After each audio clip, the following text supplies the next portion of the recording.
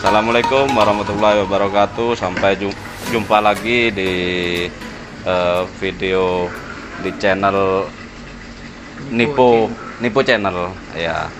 Ini video kali ini kita akan membahas tentang kurikulum Merdeka, dan juga masih banyak yang bingung.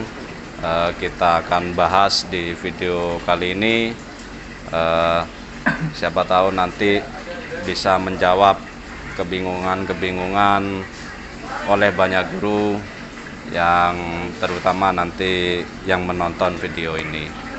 Untuk pertama saya perkenalkan narasumber kita ini, Pak Harkavin, CGP ya, calon guru penggerak angkatan 4 Kabupaten Probolinggo. Kemudian guru tamu ya, Pak Agung, guru penjas ya Pak Agung ya. Ya.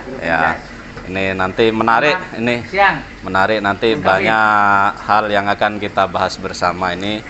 Nanti semoga apa yang kita bahas di video kali ini akan berguna juga bagi Bapak Ibu guru yang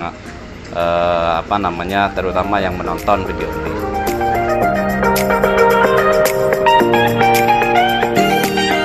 Nah, ini Pak Kavin. Ini ada Pak Agung, ini berpendapat lain tentang Merdeka Belajar. Ya. Gimana Pak Agung tentang Merdeka Belajar menurut Pak Agung ini? Ya. Kurikulum. Untuk di tahun 2022 ini ada kurikulum baru yang namanya Merdeka Belajar. Iya kan? Iya. Nah, dalam konteks Merdeka Belajar ini, ya kita kan sebagai guru masih belum betul-betul disosialisasikan secara menyeluruh. Iya kan? Iya. Nah, makanya kenapa saya bilang kok ruwet kurikulum sekarang. Nah, satu, karena selalu berubah-ubah itu tadi itu. Ya kan? Ada Jadi, kurikulum 2013. Ya kan? Habis itu revisi. Dan sekarang berubah. Kenapa kok berubah-berubah terus? Gitu. Nah, jadi kalau bisa pakemkan. Nah, kenapa di era-era zaman dulu ya, Bung Toel, itu seorang contoh aja narasumber. Cetak-cetak dosen-dosen sekarang itu kurikulum tahun berapa? Iya kan? Tapi mereka attitude bagus. Sekarang berubah, ini berubah. Tapi kita banyak problem di pendidikan gitu. Nah, jadi itu mari dalam konteks untuk Merdeka Belajar ini ya betul-betul disempurnakan lah. Jadi nanti ada perubahan lagi, ada perubahan. Bosan dengarnya, bosan sekali. Iya. Nah, oke. Ini Tanggapan. Nanti biar ditanggapi sama Pak Kavin. Ini gimana Pak Kavin? Ini menurut Pak Agung kurikulum Merdeka ini ruwet katanya. Ruwet. Dengan penjabaran tadi yang dijelaskan banyak sama Pak Agung, ini mungkin Pak Kavin bisa ngasih tanggapan ini. Ya, terima kasih atas tadi tanggapan pertanyaan-pertanyaannya yang membingungkan. Mungkin menurut saya bukan hanya Pak Agung saja, Pak Roy. Iya. Tapi banyak yang guru-guru lain mungkin yang menganggap bahwa ini kok ruwet juga. Jadi banyak Pak Agung yang lainnya. Tapi di sini saya mencoba untuk meluruskan permasalahan. Diwakili oleh Pak Agung ya. Saya memaklumi. Karena apa? Karena Pak Agung ini kan satunya kan mungkin belum benar-benar mendalami makna dari mengapa sih kok berubah. Nah, seperti itu. Yang dipandang di sini ada namanya nilai budaya positif. Jadi ada materi yang namanya budaya positif. Kita itu sebagai guru itu ada poin yang namanya adalah budaya positif. Nah, saya coba kaitkan dengan pertanyaan yang masuk akal, mengapa kok kurikulum ini terus berubah? Karena apa? Karena menurut Ki Hajar Dewantoro, filosofi dari Ki Hajar Dewantoro, itu kita ada namanya kodrat zaman sama kodrat alam. Jadi kalau kodrat alam itu itu yang berkaitan dengan alam, ya kan? Iya. Dan berbeda-beda antara satu dan yang lain. Itu kodrat alam. Kemudian ada yang namanya kodrat zaman. Nah, ini yang masuk dalam pertanyaan Pak Agung tadi, sesuai dengan filosofi dari Ki Hajar Dewantara, yaitu kodrat zaman. Namanya zaman itu kan terus berubah. Iya, iya. Sehingga kalau kita tidak berubah mengikuti zaman, maka kita akan terlindas. Maka kita akan ketinggalan. Nah, pada momen kali ini, ya kan? Berarti yang menyebabkan kurikulum berubah-ubah itu karena mengikuti itu tadi, perubahan zaman itu. Perkembangan zaman kita hari ini dengan zaman sekolah kita dahulu, Pak Rohim dan Pak Agung, itu berbeda sekali. Sehingga penerapannya pun berbeda, penanganannya pun berbeda, seperti itu. Lebih spesifik, Pak. Lebih spesifiknya perubahan zaman ini perubahan rezim pemerintahan atau zaman apa, Pak? Ya, di sini kita kaitkan dengan zaman kan terkait dengan pendidikan. Iya, iya. Ya kan? Pendidikan artinya pendidikan yang terlibat apa saja? Ada guru, ada peserta didik. Ya. Ya kan, pendidikan. Dan tim manajemen dalam kurikulum itu sendiri. Nah, perubahan zaman di sini kaitan yang erat adalah tentang peserta didik ya. Kita sebut peserta didik. Di zaman sekarang ini peserta didik itu mau mengakses materi itu bisa kemana saja. Untuk zaman sekarang. Untuk zaman sekarang, sehingga kita nggak bisa menerapkan zaman dulu bahwa guru adalah satu sumber-sumbernya. Iya. Ya kan? Ini salah satu contoh saja. Nah, terkait tadi pertanyaan Pak Agung, kenapa ini sebentar tahun ini berubah? Tahun ini berubah, ya kan? Iya, iya. Semua itu tujuannya hanya satu, yaitu demi perbaikan. Seperti itu, perbaikan. Oke. Yuk. Bang Tuel, Ya, ya. saya Tepuk tangan. Ya, gimana Pak? Oke. Ini ya saya sangat setuju kalau dari pernyataan dari Bung Tuel. Tapi masih ada yang menjanggal Iya. di hati saya. Coba. Yang apa pertama. Yang pertama, oke. Ya. Untuk perubahan-perubahan ini, itu kan yang mengakibatkan kan manusianya itu sendiri. Betul. Iya kan? Itu. Terus yang kedua, titik poinnya ini adalah fokus dari Merdeka Belajar. Ini poin pentingnya apa gitu? Maksudnya fokus. Iya, fokusnya kemana? Kurikulum Merdeka itu kemana gitu? Kalau dulu kan kita fokusnya kan ke mengenai apa literasi, ya kan? Sekarang itu fokusnya kemana? Ada numbering kan gitu kan ya kan? Iya. Terus kita itu fokusnya kemana? Yang terpenting kalau menurut saya loh Pak ya. Kalau zaman dulu pembelajaran itu kan ke attitude. Iya. Iya kan? Benar. Ke attitude. Orang pinter tapi attitude nol sama aja bohong. Ya, Iya kan? Tapi kan sekarang itu attitude itu penting kan? Benar. Nah, kalau ilmu kalau di era sekarang dengan era yang lama, ilmu sekarang itu ibaratkan apa? Tumpah. Kalau dulu kan kalau kita cari literasi, kita harus cari. Oh sekarang itu kemana-mana bisa cari ilmu di internet, pakai gadget, tumpah ilmu. Ilmu itu bisa dicetak gampang, tapi attitude. Iya kan? Nah dari sanalah attitude itu dasar fundamental untuk menjadi kepribadian yang baik. Maka ilmu kalau diiringi dengan attitude, insya Allah jadi bermanfaat. Nah, itu maksudnya saya. Bagus sekali. Iya, itu. Jadi sebetulnya ada pemahaman atau persepsi yang kita miss dengan kata-kata merdeka. Iya. Mungkin saya menangkapnya ada kata-kata yang miss di kata-kata merdeka. Mungkin di kata-kata merdeka ini anggapan teman-teman lain bahwa siswa itu bebas dalam hal apa saja. Mungkin apakah seperti itu? Mungkin yang dimaksud dengan merdeka, arti merdeka itu sendiri menurut Pak Agung mungkin sekilas yang dipahamkan oleh Pak Agung. Merdeka itu kalau menurut saya ya secara pernyataan saya, merdeka itu bebas dari tekanan, bebas dari jajahan. Iya kan? Iya. Bebas dari ikatan. Itu yang dikatakan merdeka menurut saya. Bebas bukan dalam artian kita bebas itu bebas dari tekanan ya menurut Pak Agung. Iya. Itu ya, merdeka. Dari ikatan, dari tekanan itu maksudnya saya. Betul. Kalau yang dimaksud kurikulum merdeka merdeka itu seperti apa ya? Makanya tanya betul. ke poin pentingnya itu loh. Poin pentingnya adalah kita itu mewujudkan suatu misi, visi ya. Visi yaitu mewujudkan anak-anak Indonesia yang memiliki profil pelajar Pancasila. Profil pelajar Pancasila itu diantaranya beriman dan bertakwa kepada Tuhan Yang Maha Esa. Tadi terkait dengan karakter. Ini yang sedang kita godok karena apa? Di zaman yang baru sekarang banyak anak-anak yang katanya Pak Agung tadi karakternya bermasalah, ya kan? Nah di sini di kurikulum Merdeka ini kita mau mencoba menggodok di zaman yang serba kita mudah dapat informasi, ya kan? Kemudian anak-anak bisa kemana saja mencari informasi. Nah ini kita godok dalam visi kita sebagai guru, yaitu menciptakan pelajar Pancasila, diantaranya tadi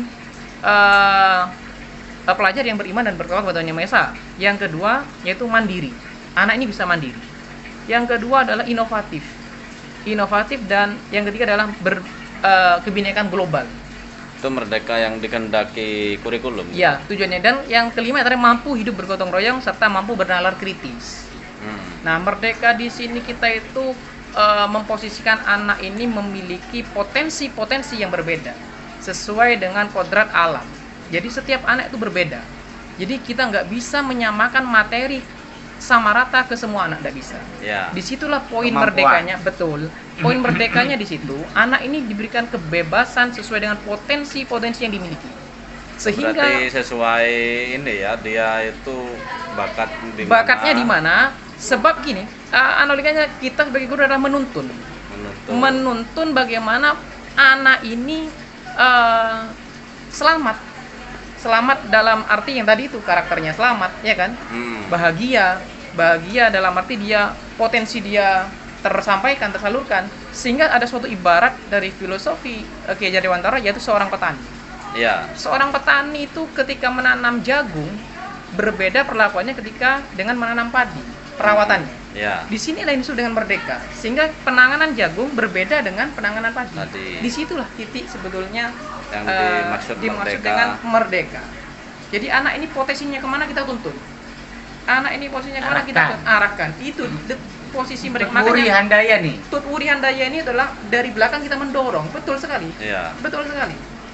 Itu adalah salah satu filosofi dari Ki Hajar Dewantara. Ingarso Sung Tulodo di depan kita sebagai contoh, ya kan?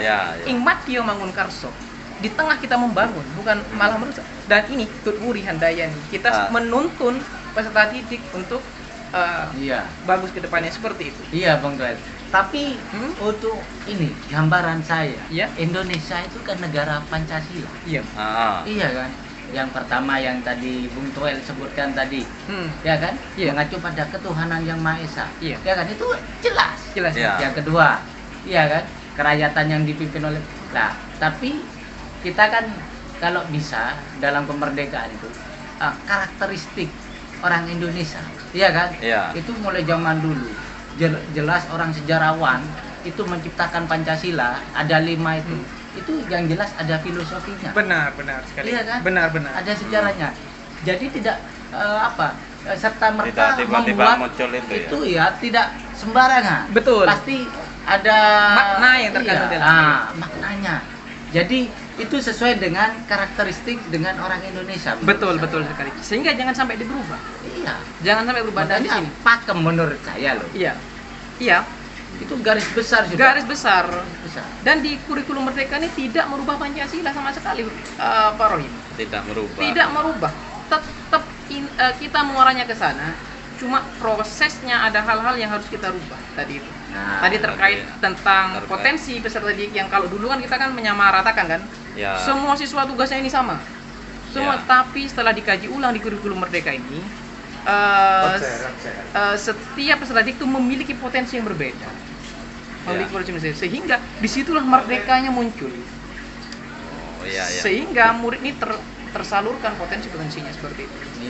Dan muaranya itu semua perubahan yang dilakukan di sini itu tidak lain adalah untuk kepentingan kemajuan negara ini. Negara dan peserta didik sebagai generasi penerus kita ketika kita sudah tidak ada dan seperti itu. Jadi singkatnya yang dikehendaki kurikulum Merdeka itu adalah pembelajaran yang melihat potensi anak masing-masing dalam penyampaian materi dan pembelajaran gitu ya. Iya betul. Tidak menyamaratakan. Tidak menyamaratakan. Ya. Itu inti yang ingin dicapai oleh kurikulum Merdeka gitu. Ya, salah satunya seperti itu. Sepemahaman saya adalah seperti itu. Kalau gini Ya. ya, supaya Ya. benang merahnya tetap ke kurikulum, kurikulum Merdeka. Tadi Pak Agung sudah disampaikan sama Pak Kavin ini, jadi kurikulum Merdeka itu seperti apa, segala macam ya. Terus saya termasuk saya dan mungkin yang nonton di video ini juga mungkin Pak Kavin juga mungkin pengen tahu menurut Pak Agung itu kurikulum yang menurut Pak Agung lah ya, yang bagus untuk dijalankan itu kurikulum yang seperti apa? Misal sebagai alternatif saja ini, seperti itu. Kalau saya berbicara kurikulum yang paling bagus, itu intinya menurut saya dulu. Oh ya. Ya. Oke. Bagaimana? Oke. Ya, menurut Pak Agung yang menurut tadi kan kurikulum Merdeka sudah dijabarkan semua. Yang tadi dikatakan Ruwet juga sudah coba dijelaskan sama Pak Kavin seperti itu kan.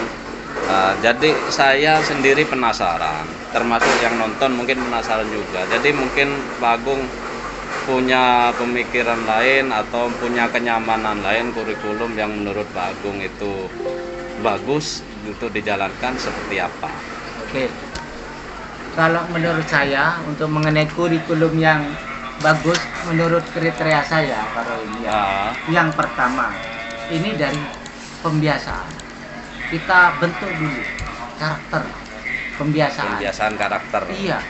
Jadi potensi yang ada di anak tersebut itu kalau bisa betul-betul di-drill, dikembangkan karakternya. Iya. Pembiasaan karakter. Jadi kata Pak Kavin tadi, garis pentingnya. Nah, itu adalah satu, bakat atau minat anak itu berbeda-beda kan? Betul. Nah, jadi kita arahkan. Mungkin ada anak ini kan, setiap anak-anak ini punya kelemahan di bidang masing-masing dan kelebihan. Iya, dan kelebihan di bidang masing-masing juga. Nah, jadi kalau bisa, ini salah satu kita wadah, kita kasih dukungan untuk anak itu untuk bisa mengembangkan potensi. Biar setiap anak itu bisa profesional. Kalau di luar negeri, saya pernah baca di artikel. Ya. Kalau di luar negeri itu belajarnya fokus satu sudah. Satu keahlian, apa itu maksudnya? Keahlian, kompetensi. Contoh di bidang arsitek. Contoh, misalkan di sini ada BDP ya. Berarti anak ini harus pintar pemasaran sudah. Belajarnya BDP aja gitu. Iya, ini adalah keahliannya. Fokusnya. Untuk itu agama atau itu PKN? sekian persennya. Mungkin untuk di bidang kompetensinya dia harus mau mumpuni dulu. Enggak semuanya harus tapi harus ada bidang yang lebih banyak dikuasai. Kalau di luar negeri itu seperti itu saya baca. Makanya fokus satu bidang, setelah itu yang lain bisa, maksudnya kan kita kan maunya multi talent. Itu susah. Tidak semua orang seperti itu. Tapi kalau di luar negeri, kalau dia itu contoh arsitek membangun rumah. Kalau dia sudah pro, cepat. Dia untuk mengembangkan bagaimana cara dia buat fondasi, dia mau bangun seperti apa, terus desainnya seperti apa, dekornya seperti apa. Dia sangat profesional sekali, cepat. Iya. Kinerjanya bagus, rapi. Oke, saya menangkap bersih. Saya menangkap apa yang jadi apa tadi pembahasan kurikulum yang disampaikan oleh Pak Agung. Sebenarnya ini sedang digodok dalam kurikulum Merdeka. Contoh yang tadi pembiasaan karakter. Ya kan? Pembiasaan karakter di kurikulum Merdeka sedang kita godok. Ya kan? Terkait tentang budaya positif tadi itu ada materi tentang budaya positif, kemudian ada lagi tentang RPP PSE. Apa itu? Yaitu pembelajaran sosial emosional. Terkait lagi dengan pembiasaan karakter. Jadi nyambung, sebetulnya yang menjadi unek-unek Pak Agung itu sudah masuk dalam kurikulum Merdeka. Yang kedua, fokus ke satu keahlian. Dalam kurikulum Merdeka ini sudah ditampung juga. Contoh, ada di kurikulum tersebut ada mapel yang siswanya suruh milih sendiri. Jadi ada bakat minat. Betul. Jadi ada mata pelajaran pilihan. Berarti saya boleh bilang itu apa yang disampaikan Pak Agung itu sebenarnya kurikulum merdeka juga. Benar. Gitu. Sedang kita godok di kurikulum merdeka. Tadi kan fokus ke satu keahlian, bahkan nanti peserta didik itu akan dibebaskan untuk memilih mapel apa yang dia minati. Ada itu. Jadi ada beberapa mapel, peserta itu suruh milih salah satu. Mapel apa yang minati? Nah itu di situ. Oh berarti ada di kurikulum merdeka ini? Benar sekali. Benar sekali. Tadi soalnya pemahamannya saya untuk kurikulum merdeka ini kan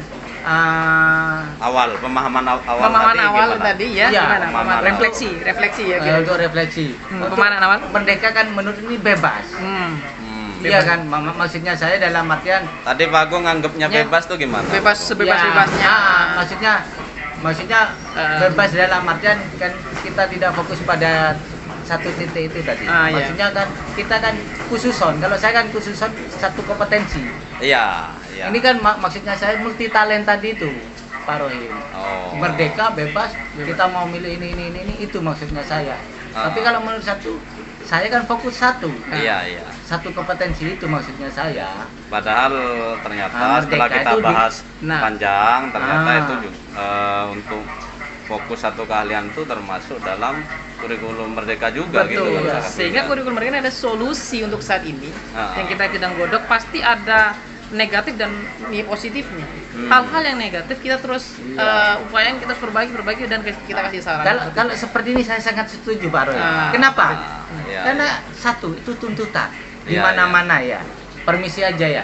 Kalau kita mau jadi tukang arsitek bangunan, iya kan? Kita yang jelas diminta lisensi pro, iya kan? Kita mau potong rambut, kalau kita punya lisensi itu kita pernah ikut pelatihan, kita akan dipercaya. Betul. Ya, tidak kan tidak sekedar hanya semua pun orang bisa motong. Betul. Tapi hasilnya seperti apa kan kita itu kan. Saya bisa jadi kuli bangunan. Saya bisa jadi arsitek. Tapi hasilnya seperti apa? Semua orang bisa jadi guru. Betul. Iya kan? Ya, betul. Tapi hasilnya kualitas kelulusannya seperti apa? Betul apa enggak? Apa sudah diarahkan? Karena satu produk, maksudnya dalam satu kompetensi itu sangat penting. Betul apa tidak? Betul. Karena lisensi itu pengaruh apa? Trust, kepercayaan. Iya kan? Bikin orang percaya trust. Mana buktinya kamu orang ahli motong? Nah ini lisensi saya pernah ikut pelatihan. Teknik-teknik yang sudah saya pelajari seperti ini dan ini. Nah, kita kan bisa meyakinkan pada orang. Tapi kalau mana buktinya? Ini buktinya semua bisa motong. Semua bisa motong dengan stylenya. Tapi kita kan punya penilaian masing-masing. Iya kan? Jadi kita sudah clear ini ya. Ini sudah clear ini sudah ketemu ini pemahamannya kita ini ya. Ini karena durasi ya Pak Agung ya, kita lagi ada acara yang lebih setelah ini kita ada acara lagi. Ini nanti video ini bisa dilihat bermanfaat, bisa dilihat di channel YouTube-nya Nipo nanti ya. Oke, saya rasa ini saya sebagai moderator. Satu kata untuk sebelum diakhiri ya. Mungkin masing-masing kita satu kata saja untuk kurikulum merdeka mungkin. Yang awalnya ruwet, apa kira-kira? Satu kata kalau dari saya sendiri, satu katanya adalah semangat. Pak Agung. Kurikulum merdeka semangat. Kalau menurut saya untuk mengenai kurikulum merdeka ini satu kata saja ya buat saya. Ada kemajuan dan kemauan. Bagus ya. Mungkin dari narasumber sendiri? Narasumber sendiri juga saya ya. Kalau saya fokus saja.